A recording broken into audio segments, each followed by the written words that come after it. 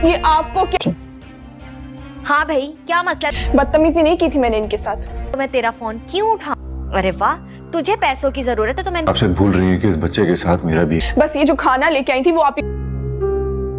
आपको लगता है कि मैं कभी अपने रिश्तों ड्रामा सीरियल मोहब्बत रेजा रेजा के आने वाले एपिसोड में आप देखेंगे कि सबात के बार बार कॉल करने पर ईसा जब कॉल नहीं उठा रहा होगा तो वो उसे वॉइस नोट छोड़ेगी कि मुझे तुमसे बात करनी है ईसा, प्लीज मेरी फोन उठाओ। और फिर जैसे ही ईसा फोन उठाएगा तो वो उसे कहेगा कि इतना सब कुछ करने के बाद भी तुम मुझे फोन कर रही हो, क्या चाहती हो तुम अब? तो वो उसे कहेगी कि ईसा मेरी बात तो सुनो, तुम बेवकूफ बनाए जा रहे हो, ये सब कुछ आंटी कर रही है। तो वो उसे कहेगा कि तुमने इस बात के लिए अगर मुझे फोन किया है तो मैं फोन रख रहा हूँ। और फिर दोस्तों वो उसे कहेगी कि ईसा अब भी वक्त है, अपनी आंखें खोलो और देखो तुम्हारे सामने तुम्हारे सगे बन रहे हैं, दरअसल में वो सौतेले ही हैं। जिस पर ईसा उसे कहेगा कि तुम फिर से वही बात कर रही हो, मैंने तुम्हें मना भी किया है कि ये बार बार सौतेला लफ्ज ना लाओ अपनी जुबान पर तुम हर बार ये बोलकर मुझे तकलीफ देती हो, और जो तुमने अम्मी के साथ किया है उसके लिए तो मैं तुम्हें कभी माफ नहीं करूंगा, और हो सके तो मैं तुम्हें कभी वापस भी ना ले आऊं। तो सबात जैसे ये सुनेगी तो बात करने ही वाली होगी तो ईसा फोन रख देगा। और फिर जब सबात के माँ बाप आएंगे और पूछेंगे कि क्या हुआ, क्या कहा ईसा ने, तो यहाँ पर सबात रो पड़ेगी और उन्हें कहेगी कि ईसा मुझे वापस लेने नहीं आ रहे,